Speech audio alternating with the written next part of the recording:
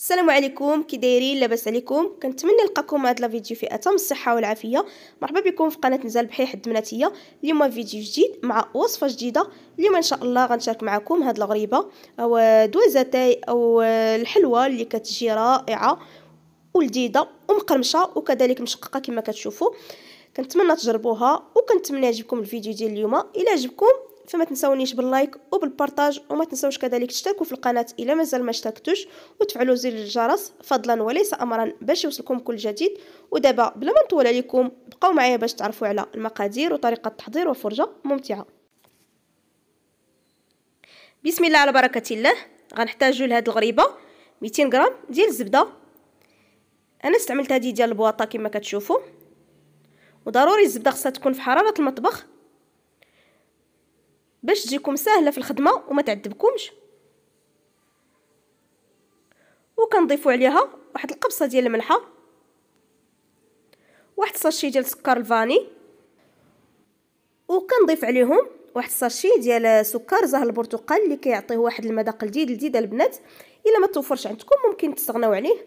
وكنضيف عليهم واحد 120 غرام ديال السكر سنيده كما كتشوفوا. سنيده خصها تكون رقيقه ما يعادل كاس ديال العنبه. وكنضيفوا عليهم هنايا كاس مع مرش او كاس لاروب ديال زيت المائده. صافي هنا كناخذ واحد الطراب اليدوي وكنخلطوا هاد المكونات مزيان. ضروري البنات تخلطوهم مزيان. ممكن تستعملوا يديكم حتى كتحسوا بداك السكر داب كامل. وكنحصلوا على واحد الخليط يكون بحال بوماد. وهاد المرحله مهمه البنات، هانتوما كما كتشوفوا كنحاولوا نطربوه مزيان. وهنا غنضيف الدقيق. هنا غنضيف الكاس الاول ديال الدقيق والكاس الثاني والكاس الثالث حتى هو. تقريبا عندنا 3 الكيسان ديال العنبه ما يعادل 300 غرام. وهنا غنضيف عليهم واحد الكاس ديال الكاوكاو اللي حمرته. غنطحنوا هنا كما كتشوفوا طحنته في الهاشوار. خصو يبقى البنات هكاك مهرمش، ما تطحنوش حتى يولي بحال الدقيق، لا خصو يبقى هكاك شويه مهرمش باش الا كناكلوا الحلوه كنلقاو ديك القرمشه ديال الكاوكاو. هنا غنزيد واحد شويه ديال الخميره ديال العجين، غير شويه البنات، غير شويه قل من هذا الشيء كما كتشوفوا. هذا هو المكون السحري اللي غنزيدو كما قلت لكم في العنوان. غنزيدو في الحلوه، كيخلي لنا الحلوه كتشقق. وهنا غنضيف عليهم 2 ساشيات ديال خميره الحلويات.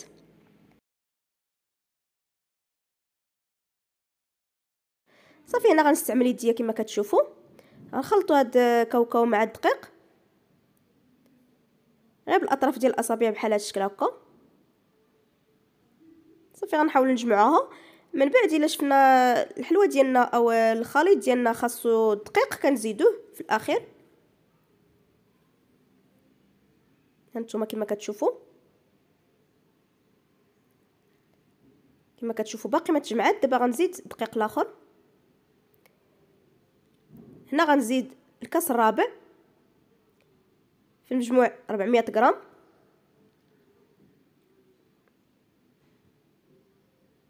كنخلطوه بحال هذا الشكل.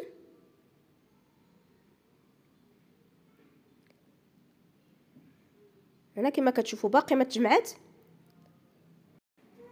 صافي دابا غنزيد الكاس الخامس ما يعادل 500 غرام. كنحاولوا ندخلوا في هاد العجينه هذه. وهاد النوع البنات ديال الغريبه ما كتبغيش بزاف ديال الدقيق. هانتوما كما كتشوفوا هنايا باقي خاصها واحد شويه. هنا غنزيد تقريبا واحد 2 معالق ديال الدقيق. كما قلت لكم هاد النوع ما كيبغيش بزاف ديال الدقيق. ممكن تكتفيو ب 500 غرام ولا ممكن تزيدوا 2 معالق كما زدت انايا في المجموع 520 غرام. هانتوما كما كتشوفوا يلا تجمعات. هانتوما خصنا نحصلوا على العجين، خصها تكون رطبه بحال هاد الشكل هكا البنات. كما كتشوفوا كتجي رطبه ودغيا كتكور لينا. هانتوما كما كتشوفوا. صافي دابا غندوزو باش نشكلوها. هنا كنحتاجو السكر كلاصي او السكر الثقيل النوعيه الجيده البنات. ضروري خصو يكون سكر كلاصي، يكون النوعيه الجيده. وكنحتاجو كذلك الكاوكاو او اللوز. هنا غنستعمل اللوز باش نزينو به من الفوق. هانتوما كتشكلوهم كريات صغار بحال هاد الشكل هكا. وكنوضعوهم في سكر كلاصي كما كتشوفوا. وهنا البنات الا بغيتوا تعبروهم ممكن ديروهم ما بين 19 حتى ل 20 غرام في الوحده. انا كندير عيني ميزاني، ما كنعبرش بالميزان. صافي كنستمر هكا حتى نقاد واحد الكميه.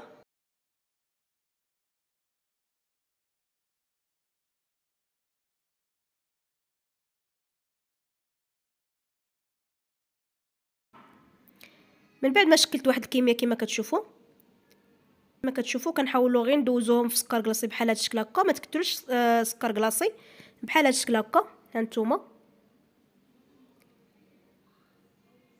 صافي كنحاول نقادهم بحال هذا الشكل هكا وكنحطهم في اللاطه اللي فرشت عليها ورق المطبخ. ممكن تخليهم بلا ورق المطبخ، دهنوا اللاطه ديالكم بالزيت لانه فيها سكر كلاصي وممكن تلصق لكم في اللاطه. صافي كنستمر هكا حتى نكمل الكميه اللي عندي. انتم البنات كما كتشوفوا من بعد ما شكلت اللاطه الاولى، هنا كناخذ اللوز وكنوضعو في وسط ديال الغريبه وكنضغطوا عليها واحد شويه. هنا كما كتشوفوا الغريبه كتشقق بوحدها، هذا دليل بانها ناجحه. هانتوما كما كتشوفوا كتشقق كما قلت لكم بوحدها. وحاولوا تضغطوا عليه واحد شويه باش الا طبت ما يتحيدش لكم داك اللوز من الفوق. صافي في هذه الاثناء شعلت على الفران ديالي يسخن. ضروري البنات تشعلوا على الفران ديالكم يسخن مزيان مزيان من الفوق ومن التحت. الا عندكم الفران ما فيش العافيه من الفوق كتاخذوا اللاطه وكديروا من التحت، يعني بحال الغريبات كاملين.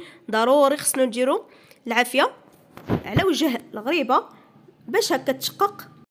وهذا هو السر ديال جميع الغريبات. صافي كنستمر هكا حتى نكملها كامله كما قلت لكم وندخلها الفران. ومن بعد ما تشقق نقصوا على العافيه ونطلعها الفوق باش تكمل الطياب. ومن بعد غنتلاقاو مع الشكل النهائي.